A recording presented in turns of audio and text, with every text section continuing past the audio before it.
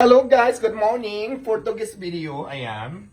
So nagluto tayo ngayon ng tinulang manok kasi gustong gusto to ng mga aso ko. Kaya naman kanina, bumili ako ng chicken, hilaw, tapos niluto ko. At ito na ngayon ang drama niya. So ayan, nilagyan ko siya ng, ang tawag dito, yung parang papaya, sayuti. Tapos syempre hindi mawawala dyan ang yung sili, dahon ng sili, meron din tayo. Mamaya natin ilalagay kapag luto na. And of course, ang siling mahaba at malaki na maanghang-anghang para masarap higupin yung sabaw. At favorite to ng mga dugi-dugi ko.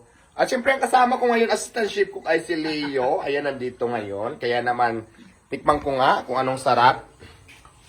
Tikman ko muna ha. Ang init! Sarap!